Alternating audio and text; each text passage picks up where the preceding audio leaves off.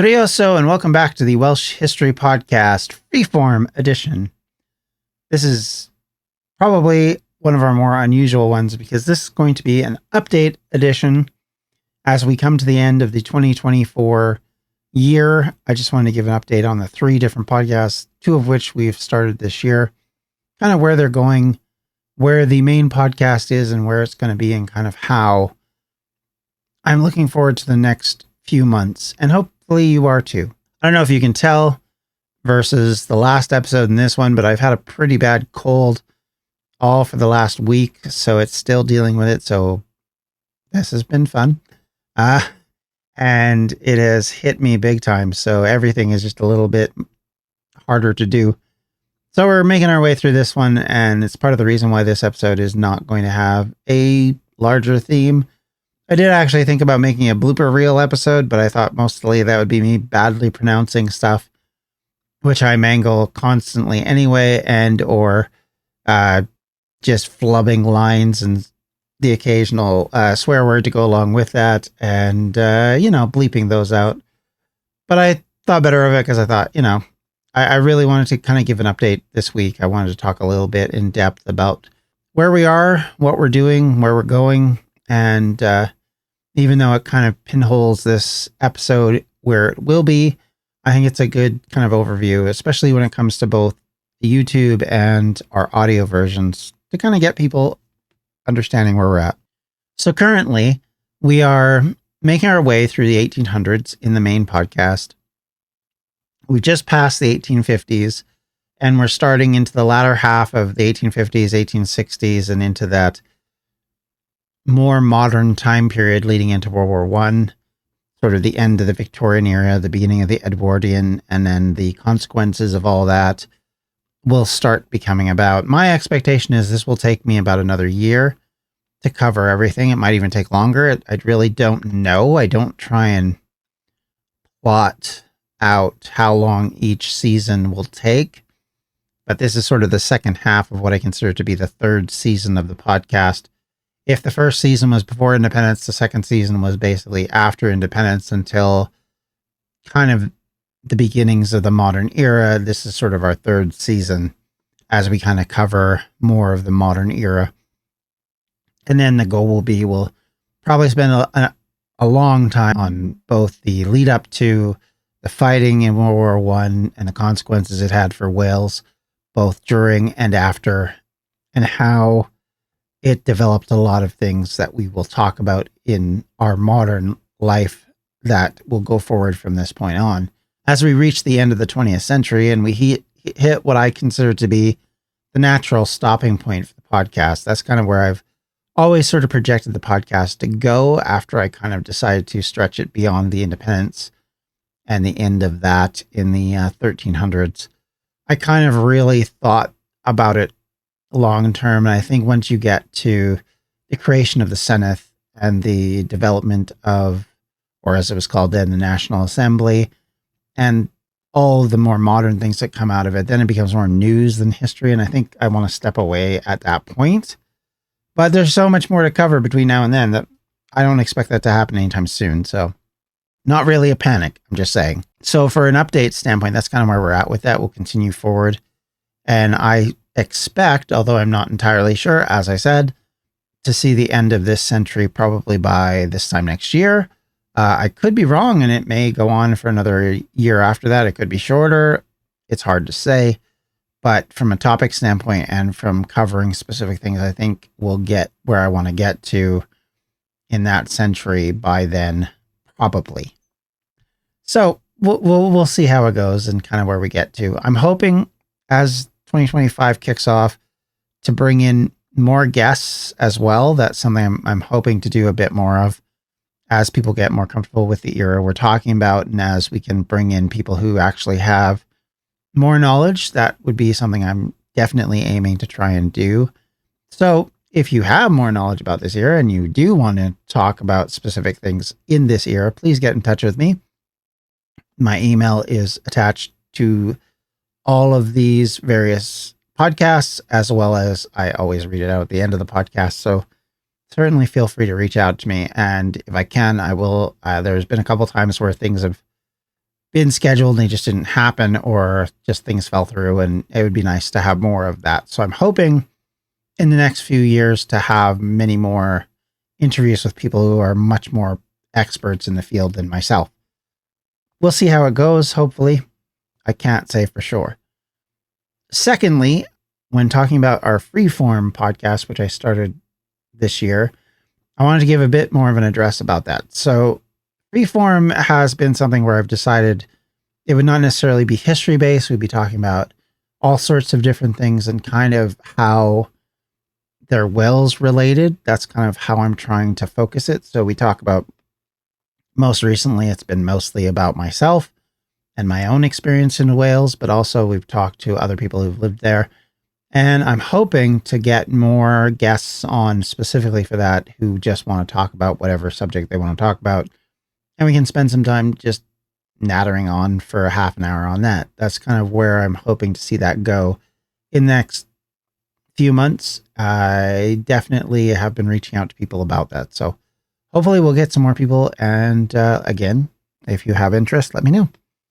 And finally, on this particular topic, Ancient Wales, which is the last podcast I started, series, I guess. That series is a monthly series. It will remain so for the time being.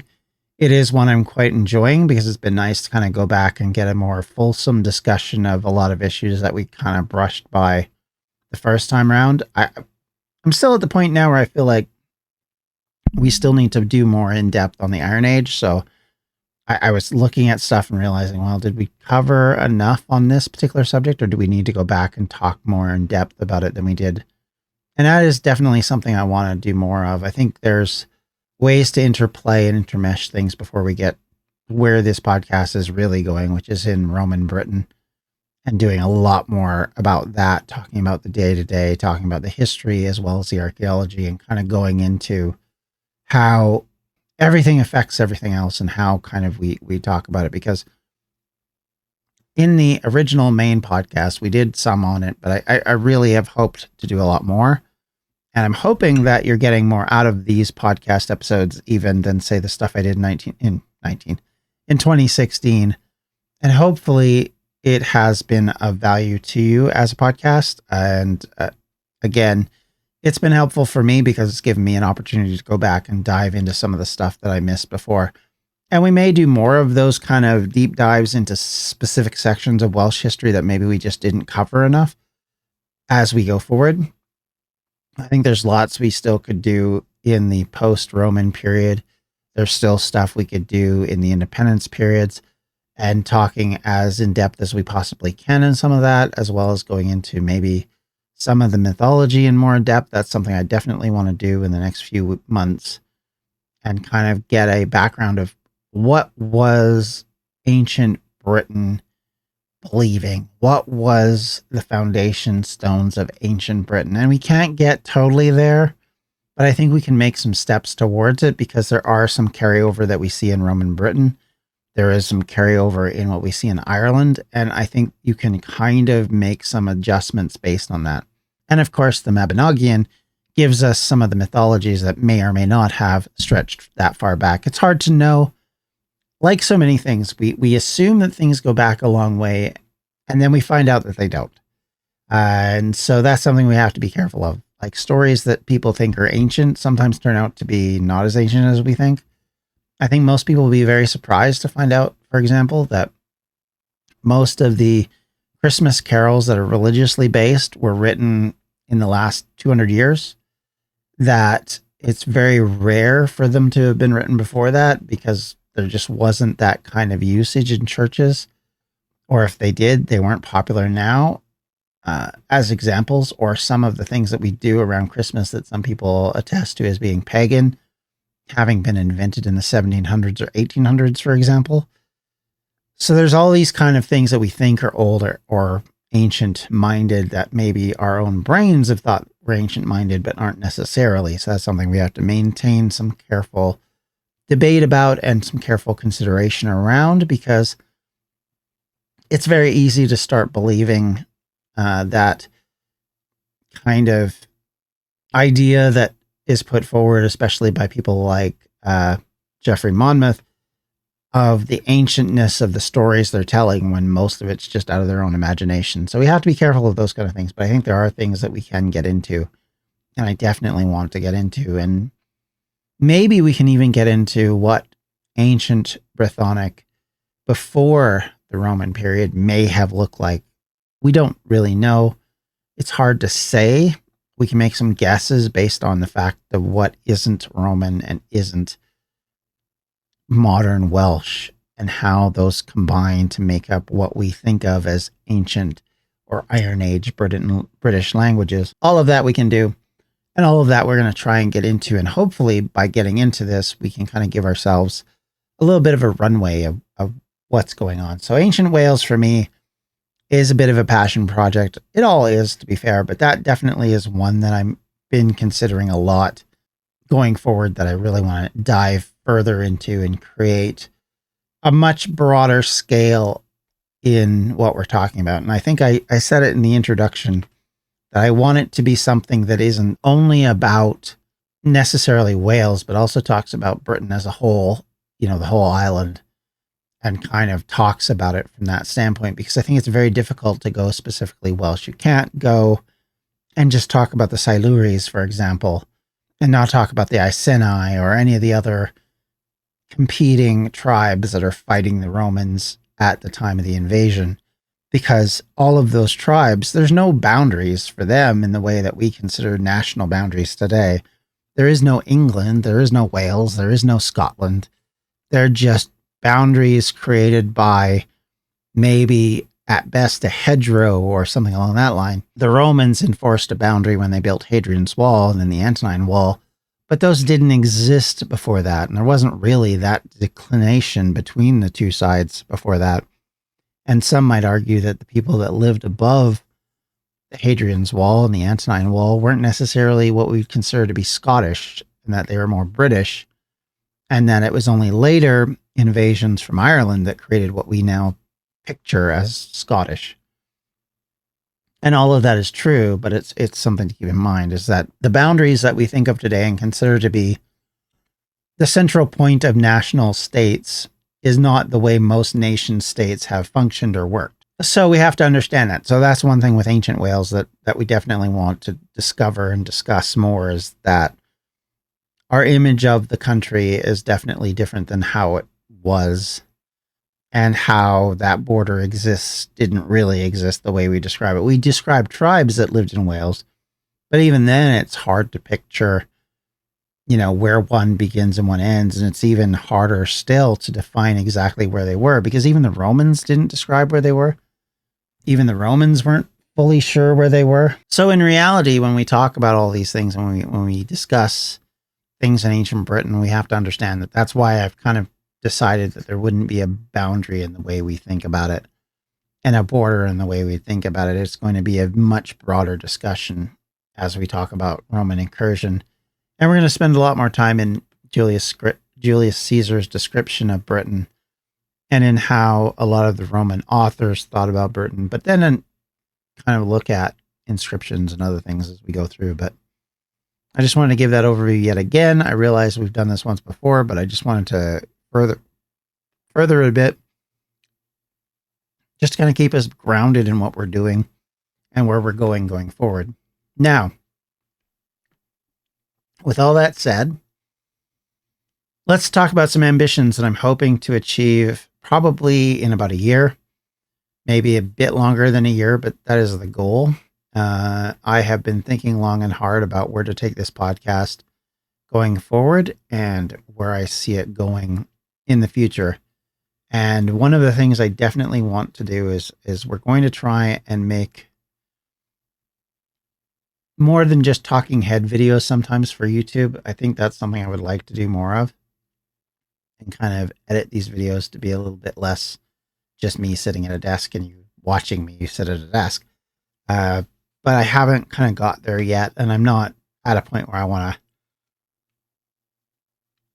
have that kind of heavily edited video at this stage. But I think it's something that we can do in the future, and I see it as a long-term goal. The other thing I want to do long-term is to spend some time in Wales over the next couple of years, to spend a few months or a few weeks or whatever I can afford to do, to go over and go to some of the sites of some of these things and talk about them in person and use video and other things to try and bring that to this podcast so that people can see, feel, understand areas and talk about different things. And we can talk about all sorts of things. Like one thing I've been thinking a lot about in the future discussing is kind of just overall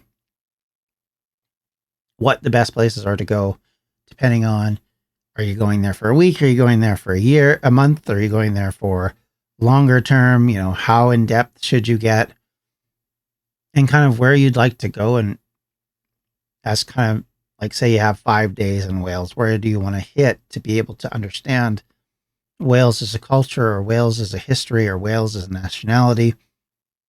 And what areas would you see as being important? And everybody has different ideas on this, and everybody will have everything from, their favorite historical figure to the battle that they might be interested in, or the, major decision that was made, or maybe it's a location that they would like to see, to go along with all of I want to go see the Irish Sea, or I want to see, this natural peak, or go to places like Snowdonia or to Brecon Beacons. Those are definitely things that people want to do. But if you add to that, there's also other things you can do. And yes, it sounds like a tour guide, tour log, and it would be more of the Freeform edition. It wouldn't be something I would do in the main podcast. But in places where we can go to the historical sites and talk about them more in depth, and hopefully talk to somebody who's there who even understands it better than I do, then you have the opportunity to really go into the history of something. And I think that's something I want to do. And that is a goal that I have coming up. If not this year, definitely next year. That is a target I'm aiming for, is by the summer of next year, 2026, where I want to aim to go with this podcast, to help supplement the podcast, to make it more interesting, to hopefully grab more people to see and listen, and hopefully to be more informative and helpful, because I've got feedback before from people in Britain, especially in Wales, who've talked about listening to the podcast for various reasons. And one has been teachers that have said that they've appreciated the more in depth on some issues that they don't even cover in schools. And this is not to make out like I'm, a great source to use for your schoolwork, but I think it is a compliment that I don't take lightly. And this is why I try and do as much as I can to be more critical of my source material than I may have been when I started, and to continue to examine and look at items critically rather than just verbatim saying what they say, which I think is difficult to do because it's easy to fall into that. I definitely have at times, and I want to avoid that whenever possible, because sometimes the sources can be wrong. Sometimes the people doing the writing about the sources can be wrong, and it's hard to always know if you're not an expert in the area. So that's something I have to be cautious about, and something you always have to find multiple sources on things to help you be able to explain something, so that you're not talking about it from one perspective only, which can be problematic. I mean, if you use Julius Caesar as an example and his viewpoint on Celts, and that's your only understanding of how the Celtic tribes of Britain functioned or worked, or how they were examined or imagined, or even reality, then you're going to struggle, because the Roman viewpoint's going to basically run through that attitude. So you can't take that at face value, and you have to examine it through the lens of, hey, this guy has a obvious reason why he's writing this.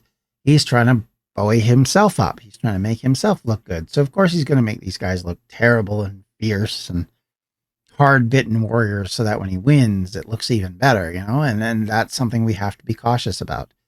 So, and that's just one source who relatively, I don't think people consider that bad of a source. So I think that's something to keep in mind.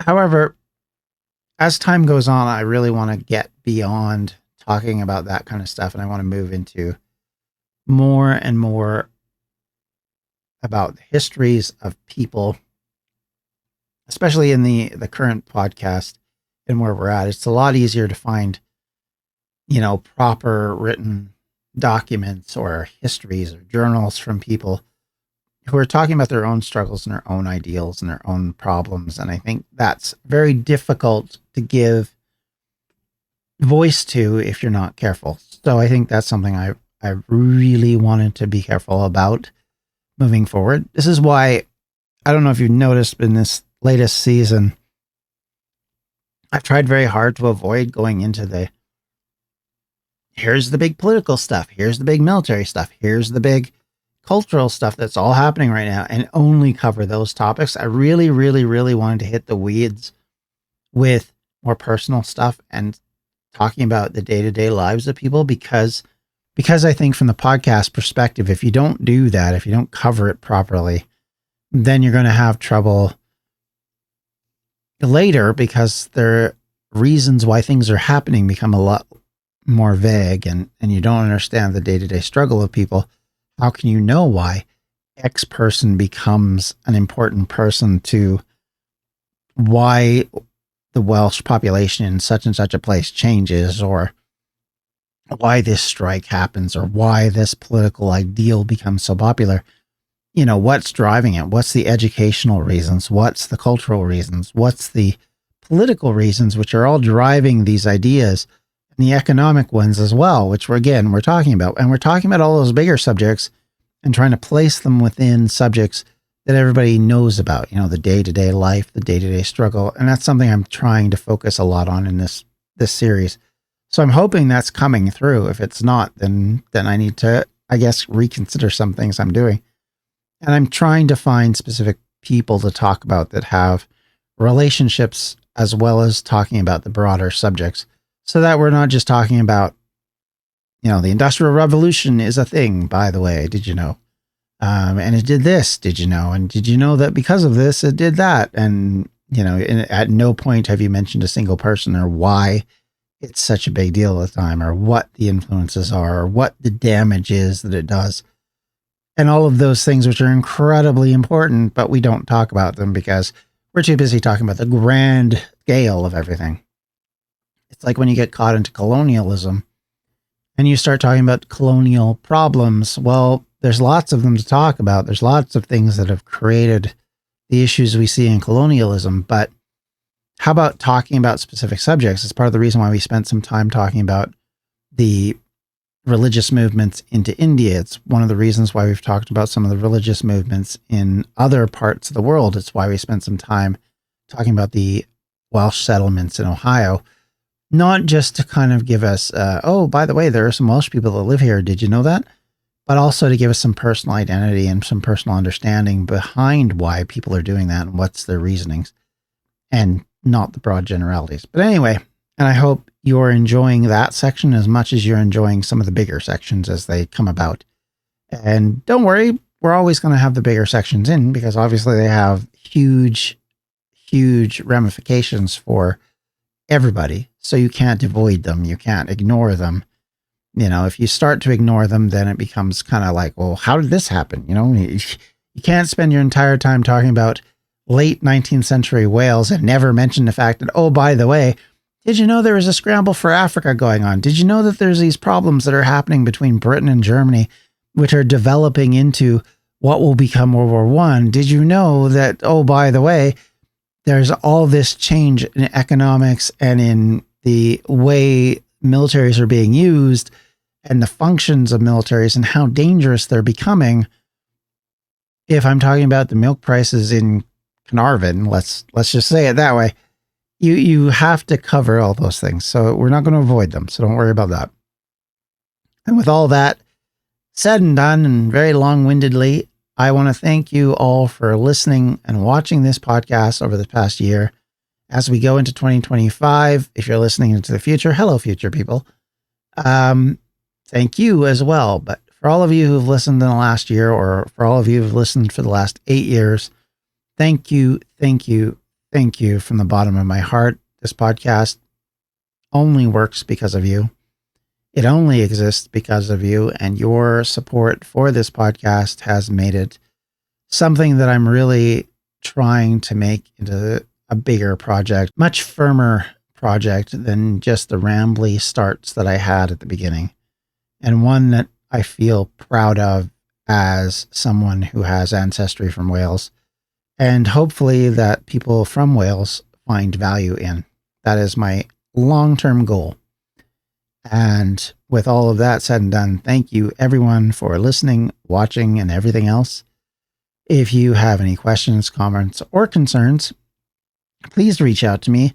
I would love to do another questions episode where we just run through all of your questions and we just do that as a freeform. So if you have questions, if there's something that I can hopefully find out or answer for you, throw them at me and I'll do my best. Sometimes I don't know. And I'll tell you if that's the case, but if I can find it, I will. But if there's something you think would be a great subject to talk about, please put that forward. Definitely, I'm trying to be cognizant of those conversations as well. And hey, if you run a small little museum in the middle of nowhere in Wales or whatever, or in Iowa or anywhere else that has some Welsh relationship, reach out to me. I would love to talk to you about it. I'd love to have time to sit down and maybe discuss it. With all of that said and done, thank you, thank you, thank you. And you can always reach out to me at the Welsh History Podcast, gmail.com.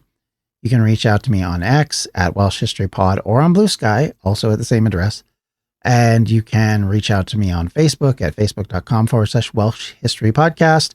And hey, if you feel so inclined and want to help me reach my goal of being able to expand our coverage of Wales, and you can do so at patreon.com/Welsh History. So anyway, thank you all.